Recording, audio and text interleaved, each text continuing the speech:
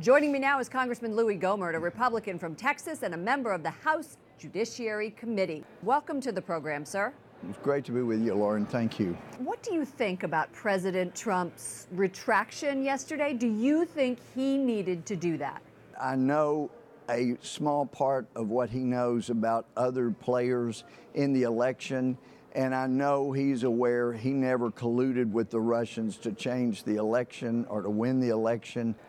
But all of that has got to go into his mind. Gee, if I say there's Russian collusion or there's Russian participation in our election, they might take that, interference, they might take that to mean that, yes, I know I worked with them to interfere. So that's a tough line for him to walk. In an interview, you said both the U.S. government, Department of Justice, as well as the Russians, as well as other countries, were trying to influence our election. What evidence do you have to support that? We know for certain our intel community provided that information to both Peter Strzok and Dean Chappelle. So what you're saying here is you believe that it is not just the Russians who interfered in our election in 2016. Right. Let's move on. Sure. So at a House Judiciary Committee hearing, you grilled FBI agent Peter Strzok about partisan text messages that he sent while working on the Russia investigation. You pressed him about his extramarital affair and received a lot of criticism. I did not talk to him about his extramarital affair. All right, tell me what you said. What I brought up after he had testified in his private deposition that he always told the truth, that he never lied, and any witness's credibility is always an issue.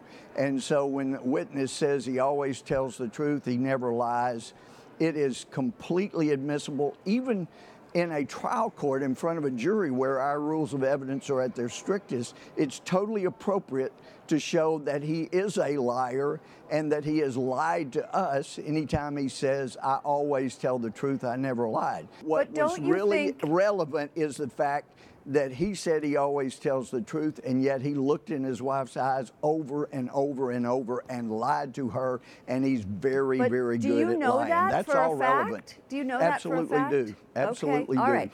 Let's talk about the incivility, however. Is that something that is appropriate for a representative to be talking about on the floor? Everybody, mainstream media was saying, this hearing is a blockbuster, it's over the top, we were talking about things that weren't relevant. So do you believe that bringing that up is uncivil? That kind of reaction tells us exactly how far down this country is gone morally from the Ten Commandments, from the biblical perspective that we once had.